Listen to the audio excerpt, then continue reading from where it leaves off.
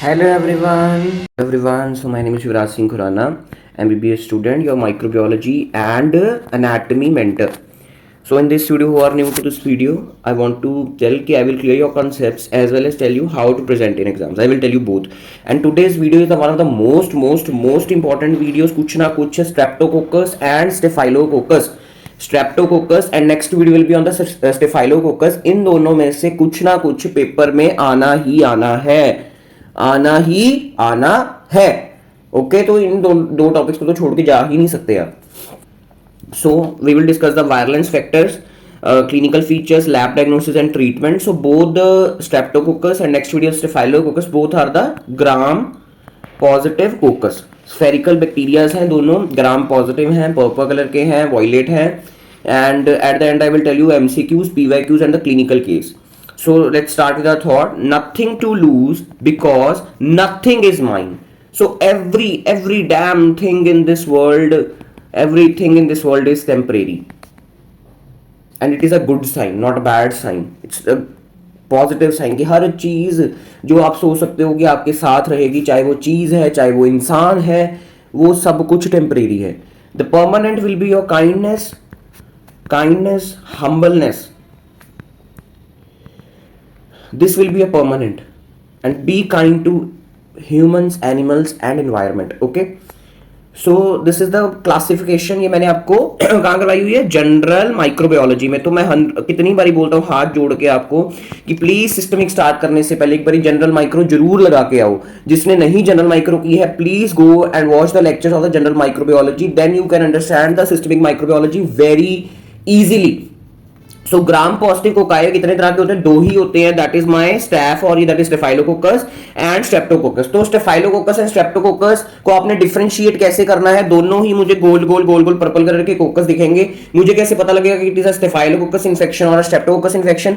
भगवान ने तो उनके ऊपर ऐसे स्ट्रेप्टोकोकस लिख के नहीं भेजा, स्टेफाइलोकोकस लिख के नहीं भेजा ना. तो आपको करना पड़ेगा एक biochemical test, that is my catalase. So the staph is catalase positive whereas the streptococcus is catalase negative. This is the very important point you should remember. Okay, the staph is catalase positive and the streptococcus is catalase negative. Okay, चलो उसके बाद this the staphylococcus is further divided into two parts, that is coagulase positive staphylococcus and coagulase negative staphylococcus. The coagulase positive, we will discuss the details of the coagulase positive staphylococcus in our next video, that is my Staph aureus, very important Staph aureus. And coagulase negative we will learn in the future. तो Streptococcus species is divided into two parts. जो आज की video है हमारी है, मैंने आपको general में सब कुछ करवा दिया है, इसलिए मैं ओवरव्यू सा दे रहा हूँ. So first they are divided into aerobes और facultative anaerobes and next are my obligate anaerobes. Obligate anaerobes क्या होता है कि ऑक्सीजन मिली तो मर गए, ऑक्सीजन नहीं चाहिए. एरोब्स क्या होते हैं जिनको ऑक्सीजन चाहिए, या फैकल्टेटिव एनारोब्स की ऑक्सीजन मिल भी जाएगी तो भी ये सर्वाइव कर लेंगे. Okay, so they are divided into three classes sorry. Alpha haemolytic, beta haemolytic and gamma haemolytic on the basis of the blood agar. कि ब्लड एगार पे जब आप उसको इनॉक्यूलेट करोगे तो कैसा रिजल्ट इट इज प्रोड्यूसिंग, उसके बेसिस पे हमने थ्री क्लासेस में डिवाइड कर दिया है. So alpha haemolytic contains viridans streptococci that I have discussed in the infective endocarditis and Streptococcus pneumoniae, that is pneumococcus, that I will discuss in the respiratory infections. And beta hemolytic is further went to two groups, that is group A and group B. Group A contains Streptococcus pyogenes, which is our today's video. So आज की video is on Streptococcus pyogenes, not on Streptococcus pneumoniae, not on viridans, not on Agalactiae, not on Enterococcus. Today's video is about Streptococcus pyogenes, that is a group A beta hemolytic Streptococcus. Group A beta haemolytic Streptococcus पायोजीन्स आज हमारी video है. Okay, viridans मैंने आपको उधर करवा दिया CVS में. This pneumonia I will discuss in the respiratory infections. And agalactiae थोड़ा सा स्किन में देखेंगे, बाकी मेन हमें ये CNS में देखना है because it causes meningitis. And जो एंटेरोकोकस है we will discuss in the UTI. Okay, so streptococcus pyogenes. तो बेटा स्ट्रेप्टोकोकस पायोजीन्स के virulence factors is very important. दो चाहे स्ट्रेप्टोकोकस हो चाहे हो हमारा स्टेफाइलोकोकस, दोनों के वायरुलेंस फैक्टर बहुत सारे होते हैं और उनके वायरुलेंस फैक्टर पढ़ने हमें जरूरी हैं. सो बेटा virulence factors is of three types. Cell wall antigens की जो ऐसे एंटीजन जो सेल वॉल में प्रेजेंट हैं या सेल वॉल के रिलेटेड हैं. Next is my toxins and next are my enzymes. So cell wall antigens, cell wall is made up of peptidoglycan layer. So peptidoglycan layer is also a virulence factor for the gram-positive bacteria. So next is my lipoticoic acid. I have discussed lipoticoic acid in general microbiology. It is used for the adhesion on the host cells. Next is very important. This is important. Carbohydrate antigen. So that is known as my C antigen. It is a group specific antigen. कि अगर मैं बोलूं कि group A है तो group A के पास ये वाला कार्बोहाइड्रेट एंटीजन है. ग्रुप बी है, इसके पास मान लो कि एक कार्बोहाइड्रेट एंटीजन एक्स है, इसके पास मान लो कार्बोहाइड्रेट एंटीजन वाई है. मतलब it is a group specific antigen. Next is very important. That is my M protein. बहुत ज्यादा इंपॉर्टेंट है. It is a principal virulence factor. अगर मैं स्ट्रेप्टोकोकस पायोजीन्स का एम प्रोटीन किसी तरह हटा दूं, इसकी बॉडी में से, इसकी सेल वॉल में से अगर मैं एम प्रोटीन किसी तरह हटा दूं तो ये इंफेक्शन कर ही नहीं पाएगा, और अगर करेगा भी तो it will be very mild infection. So main पंगा इज माय एम प्रोटीन. क्यों एम प्रोटीन पंगा है वो देखते हैं हम. सो बेटा M protein bind to the fibrinogen complex. So fibrinogen complex of host, हमारे अंदर it bind to the fibrinogen. And this M protein and fibrinogen, जो ये एम प्रोटीन बैक्टीरिया का, फिब्रिनोजन हमारा, जब ये दोनों मिल जाते हैं तो इट फॉर्म्स, ये दोनों जब मिल गए हैं इट बाइंड्स, ये दोनों जब मिलके किसके साथ जुड़ते हैं जाके, beta 2 integrin of the neutrophil. So neutrophil के ऊपर there is one receptor that is known as my beta 2 integrin. और स्टार्टिंग में कौन जुड़ता है, M protein and fibrinogen. So it neutrophil से क्या रिलीज होते हैं, there will be release of the cytokines, inflammatory mediators. तो उसकी वजह से there will be vascular leakage and excessive vasodilation. Blood will be lost due to the inflammatory mediators. बहुत सारे हो गए. There will be endothelial injury, सारी patho आ जाएगी यहां पर इन्फ्लेमेशन वाली. And it will lead to the streptococcal toxic shock syndrome. Streptococcal toxic shock, मतलब अब the patient is having shock like features like hypotension, excessive vasodilation, decreased cardiac output. ये सारे शॉक वाले सिम्टम्स अब पेशेंट को आ जाएंगे. स्ट्रेप्टोकोकल टॉक्सिक, बेसिकली ये टॉक्सिक इसलिए लिखा गया है क्योंकि it's not related to the toxin, ये कोई टॉक्सिन की वजह से नहीं हो रहा है. It is due to the M protein, and M protein को यहां पर टॉक्सिक बोला गया. ओके बाकी जब आपको मैं स्टेफाइलोकोकस पढ़ाऊंगा नेक्स्ट वीडियो, तो वहां पर आपको मैं टॉक्सिक शॉक सिंड्रोम पढ़ाऊंगा. तो that toxin shock syndrome is due to the toxin only. जो स्टेफाइलोकोकस का जो टॉक्सिक शॉक सिंड्रोम है that is due to toxin, whereas the streptococcus का जो टॉक्सिक शॉक सिंड्रोम है that is not due to the toxin, it is due to the M protein. Okay. So some M protein types show molecular mimicry with the human myocardial antigen and lead to rheumatic fever. तो rheumatic fever, जब आपको मैंने acute rheumatic fever करवाया है तो मैंने आपको क्या बोला था कि जो बच्चा होता है उसको पहले क्या होता है, there will be sore throat. तो sore throat के बाद उसको 2-3 हफ्ते बाद there will be my heart manifestations, rheumatic heart manifestations. तो इसका क्या मतलब हुआ कि जो बॉडीज ने एंटीबॉडीज बनाई थी against the streptococcal M antigen, ये जो स्ट्रेप्टोकोकल एम एंटीजन है, ऐसा ही एंटीजन हमारे हार्ट के एंटीजन है. ठीक है. तो इस हार्ट का एंटीजन और एम एंटीजन थोड़ा मिलता जुलता है. इसकी वजह से जो एंटीबॉडीज एम एंटीजन को मार रही थी वो हमारे हार्ट के एंटीजन को भी मार देती है. And it will lead to the rheumatic heart disease और acute rheumatic fever. M protein associated protein की, एम प्रोटीन के साथ वाला प्रोटीन क्या है, that is my opacity factor. So it is associated with the skin infections. So next is my capsule. So gas क्या है, that is my group, short form लिख लो कहीं पर, group A streptococcus. Group A streptococcus is known as the gas. So the capsule of the gas is made up of hyaluronic acid. This I have discussed multiple times in the general microbiology ki the gas capsule is made up of hyaluronic acid. So the capsule helps the gas to colonize pharynx. Very important. अब जो मेरा streptococcus है, this streptococcus pyogenes, it is the most common bacterial cause of sore throat and bacterial pharyngitis, या जिसको bacterial pharyngitis भी बोलते हैं. very important कि जो मेरा स्ट्रेप्टोकोकस है, पायोजीन्स है, it is the most common bacterial cause of sore throat. गले में खराश, जिसकी वजह से बुखार हो जाता है, जिसकी वजह से हम कितनी बार डॉक्टर्स के पास जा चुके हैं, उसका जो सबसे कॉमन बैक्टीरियल कॉज है दैट इज माय स्ट्रेप्टोकोकस पायोजीन्स. समझ आ गया. तो इसको मैं आपको रेस्पिरेटरी इन्फेक्शन से पढ़ाऊंगा। तो ये कैसे सोर थ्रोट कॉज करता है, ड्यू टू इट्स कैप्सूल। तो जो कैप्सूल होता है, it colonise the pharynx by binding to the CD44 expressed on the epithelial cells of the pharynx. कि ये मेरा फेरिंग्स है, मान लो ये मेरा ऐसे फेरिंग्स है, ठीक है, यहां पर there is one receptor known as CD44। तो ये CD44 पे जाके इसका कैप्सूल इज अटैच्ड। तो इसका कैप्सूल कहां जाके चिपकता है, CD44 present on the host pharynx, causing sore throat. This is important point, very important. Okay, next is my toxins. So first toxins is very important, that is streptococcal pyrogenic exotoxin, SPE. So SPE, pyrogenic exotoxin, pyrexia क्या होता है, that is my fever, ठीक है। Pyrogenic, pyro यहां पर मतलब होता है कि there is pus formation, pyrogenic मतलब यहां पर there will be pus formation. तो स्ट्रेप्टोकोकल पायरोजेनिक, जेनिक का मतलब होता है बनना, पायरो मतलब पस, तो पस की फॉर्मेशन होती है। Responsible for necrotizing fasciitis, toxic shock syndrome and scarlet fever. अभी नेक्रोटाइजिंग फेशाइटिस आपको 5 मिनट बाद समझा रहा हूं in this video. Toxic shock syndrome आपको अभी एम प्रोटीन के बारे में बता दिया, and scarlet fever I will discuss in respiratory infection. It is a respiratory infection. So next is my haemolysis. Haemolysis का मतलब क्या होगा, हीमो मतलब ब्लड, ब्लड में क्या होता है, आरबीसी। सो आरबीसी को लाइस करने वाला। So this haemolysin will break the host RBCs. So it is of 2 types. This is a very important, ठीक है, इसको बिल्कुल छोड़ने की गलती भी नहीं कर सकते आप। So there are 2 types of haemolysin, that is streptolysin O and streptolysin S, O S, ठीक है। So there are 2 streptolysin haemolysin, okay, जिसका नाम है स्ट्रेप्टोलाइसिन, ओके। सो ओ का नाम ओ क्यों पड़ा, because it is an oxygen labile. Oxygen labile मतलब ऑक्सीजन की वजह से टूट जाएगा, अगर इसको ऑक्सीजन मिलेगी it will break. And oxygen stable, that will be my streptolysin S. एंड जो मेरा ऑक्सीजन स्टेबल है वो मेरा हीट स्टेबल भी है, जो मेरा ऑक्सीजन लेबाइल है वो मेरा हीट लेबाइल भी है। सो इन दोनों में से ज्यादा खतरनाक कौन सा है, that is my streptolysin O.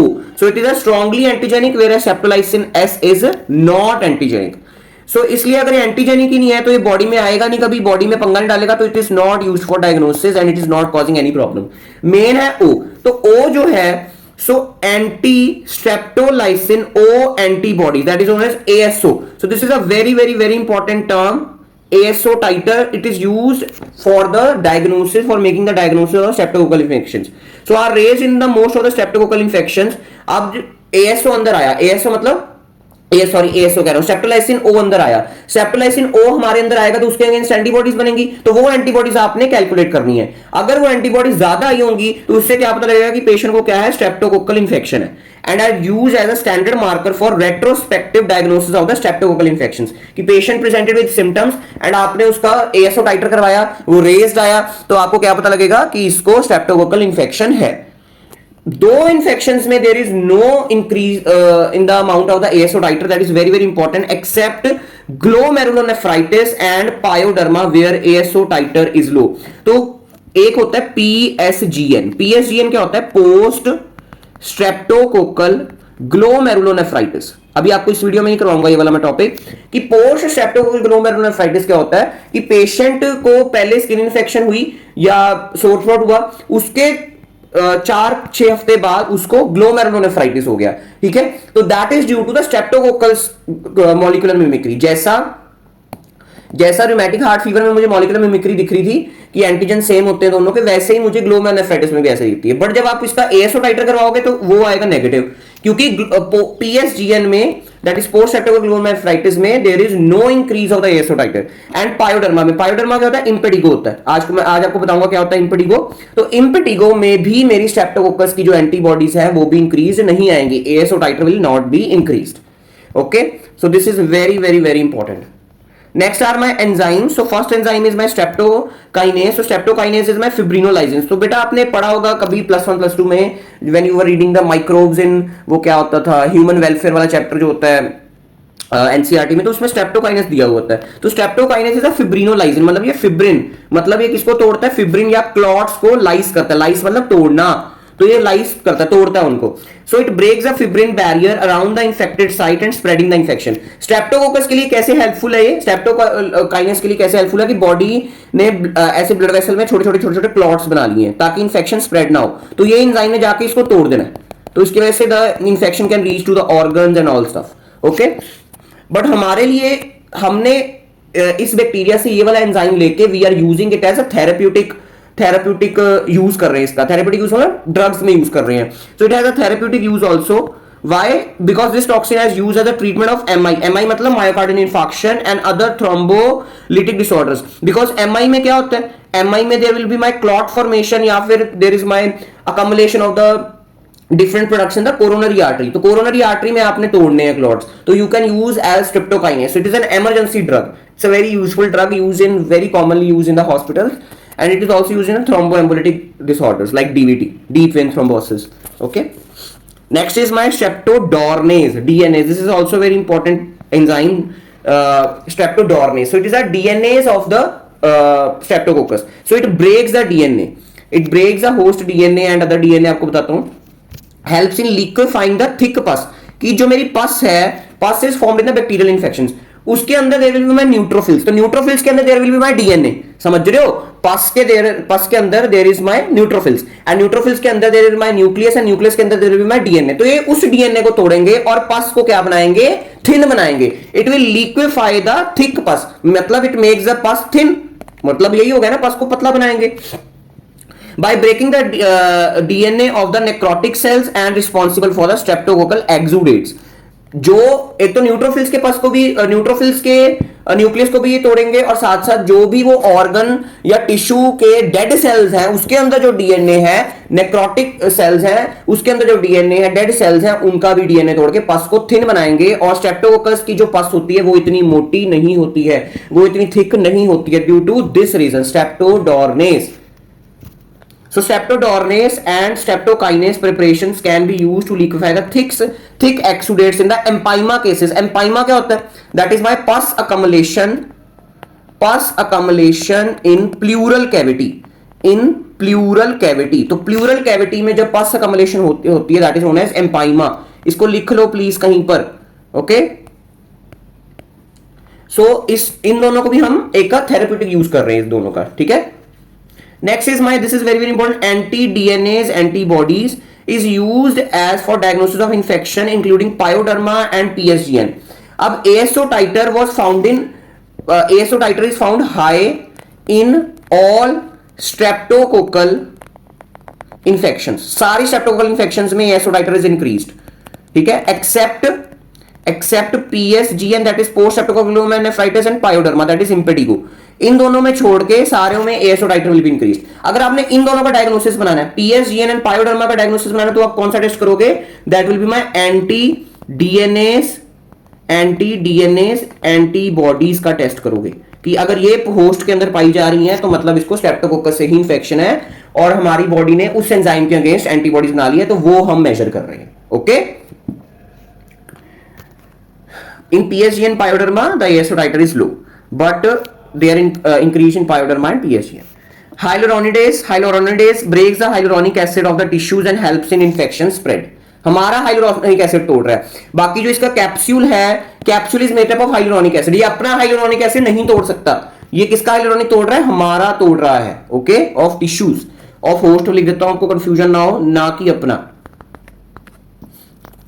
Next are my clinical features. So there are two types of clinical features of the streptococcus. First is my suppurative infection. Suppurative मतलब पस फॉर्मिंग कि जहां पर पस बन रही है. ओके.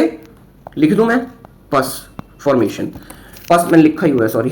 पस प्रोड्यूसिंग एंड नॉन सपरेटिव जहां पर पस नहीं बन रही है. सो बेटा पस फॉर्मेशन वाली जो इंफेक्शन है, first are my SSTIs. That is हमारा जो topic, that is skin and soft tissue infections. तो एसएसटीआईज वाली कौन कौन सी हैं? That is first is my impetigo. Impetigo का दूसरा नाम क्या है? That is my pyoderma. अभी हम देख रहे हैं इसको, pyoderma. Next is my cellulitis and एर्सीपेलस.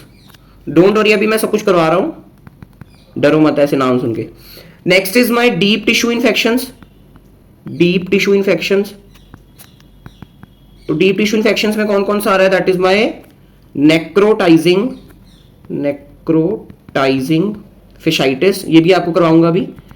And streptococcal myositis, that is inflammation of the muscle. Next is my respiratory infections.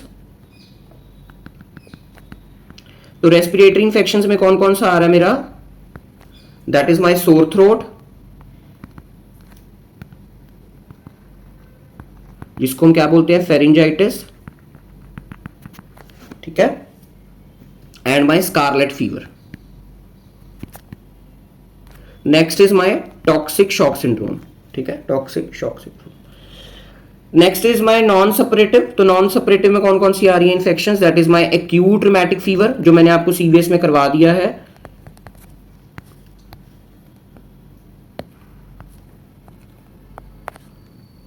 Next is my PSGN, post streptococcal glomerular nephritis.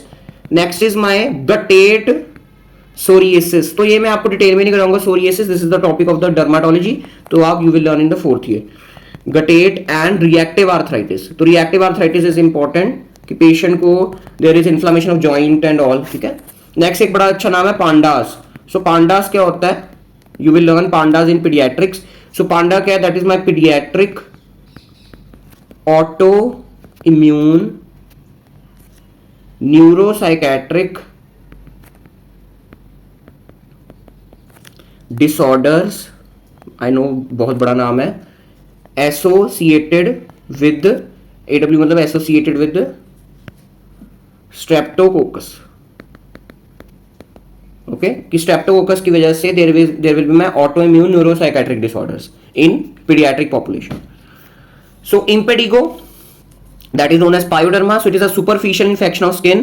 Most common cause of the impetigo will be my streptococcus pyogenes। अब आप बोलोगे streptococcus pyogenes ही पढ़ा रहे हो आप, तो most common cause streptococcal ही होगा, but ऐसी बात नहीं है। This impetigo is also caused by the staph aureus, but अगर आपको MCQ आ रहा है कि हाँ impetigo का मोस्ट कॉमन कॉज क्या है, that is my streptococcus pyogenes, but it is also caused by the staph aureus, okay। Most common site is my face, nose, mouth and legs, तो यहाँ पर नेक में भी होता है, नेक भी लिख सकते हो आप, तो नेक पे भी हमारा दिखता है, तो ऐसा कुछ दिखता है। These are my red red red red red red impetigo, okay.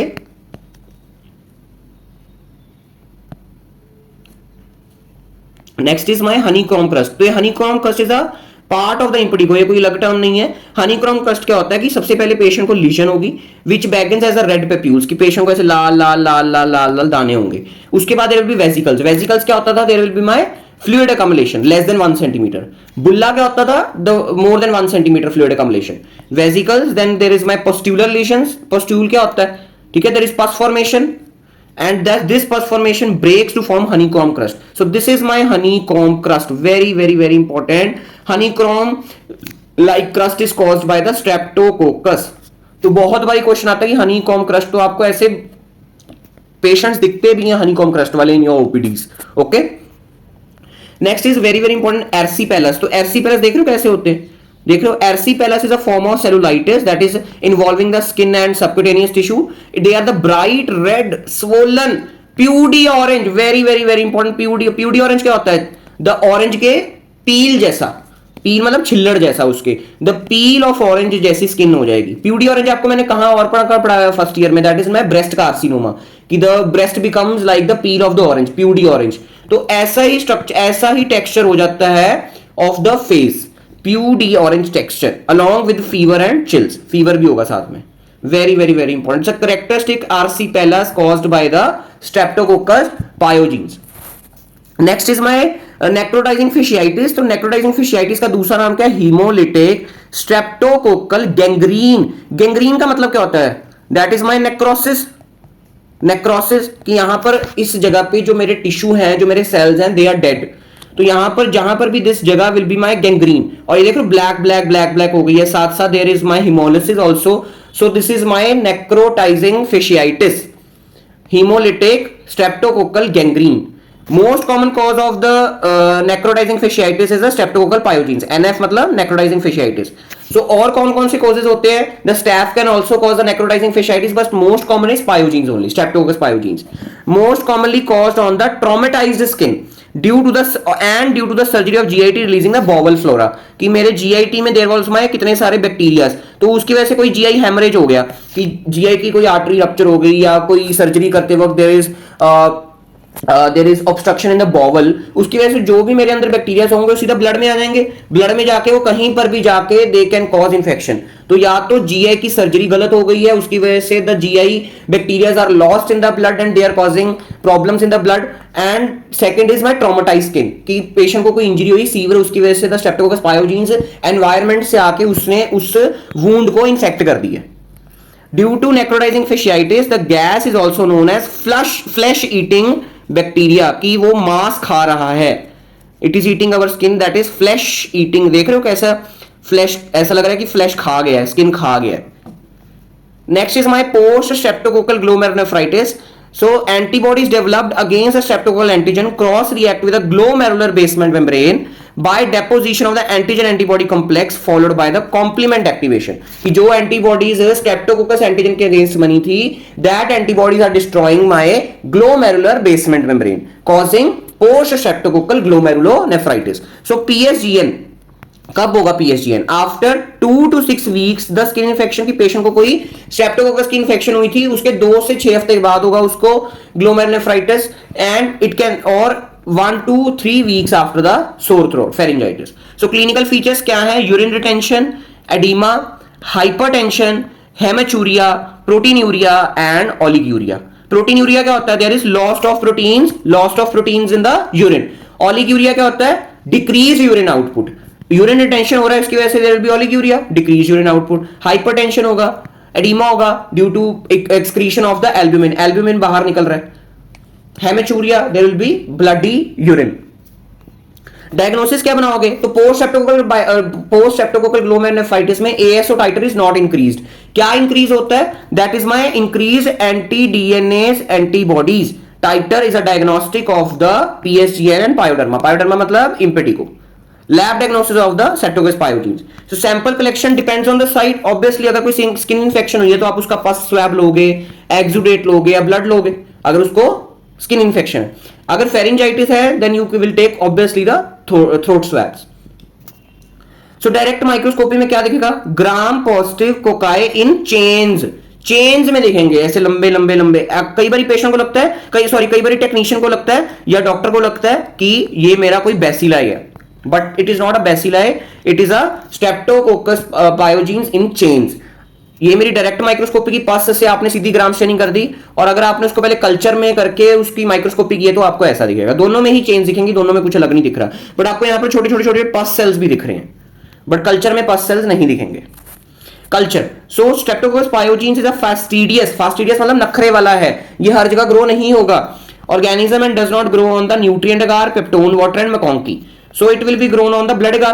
Classification beta haemolysis पीस की हुई है तो ब्लड अगार पे तो ग्रो होगा ही होगा। सो देख रहे हो ब्लड अगार पे it will show beta haemolysis का कलर कौन सा होता है? येलो। तो देख रहे हो येलो येलो येलो येलो हुआ पड़ा है, और साथ में there will be my bacitracin. ये बेसिट्रेसिन आपको बताता हूं क्या होता है, बट इतना मान लो कि बीटा हिमोलिसिस येलो कलर आपको दिखेगा on the blood agar. Next is my biochemical testing. तो स्टार्टिंग में बताया कि staph is catalase positive and streptococcus is catalase negative. So it is a catalase negative cocci and bacitracin sensitivity testing is important. तो ये मेरा bacitracin क्या होता है? GAS is sensitive to bacitracin which other species of beta haemolytic streptococci are resistant. कि इसमें bacitracin को ये सेंसिटिव है, अगर मैं इसके अंदर बेसिट्रेसिन अगर मैं इसके अंदर डालूं it will be sensitive to the bacitracin. But और जो बीटा हिमोलिटिक के हैं that is my streptococcus agalactiae is also beta haemolytic but it is of group B. तो वो बेसिट्रेसिन से क्या होगा? बेसिट्रेसिन से सेंसिटिव नहीं है। सो दिस इज इंपॉर्टेंट। कई बार डिफरेंस आता है कि स्ट्रेप्टोकोकस पायोजीन्स एंड एगलेक्टिए को डिफरेंशिएट करो। So this is the main bacitracin sensitivity test is the main part. Serology. So serology ASO antibody, if it is increased in more than 200 international units, it indicates the streptococcal infections except PSGN and pyoderma. Whereas anti-DNase antibodies, if its value is increased more than 300 to 350 international units, it is diagnostic of the PSGN and pyoderma. So AST is antimicrobial susceptibility test for treatment options. So treatment, penicillin is a drug of choice. कोई भी penicillin हो सकती है, ठीक है, of the pharyngeal infection as well as the suppurative infections. Macrolides are given if the patient is allergic to penicillin. Macrolides कौन से होते हैं? That is my erythromycin and azithromycin or clarithromycin. So PYQ, short note on streptococcus infections.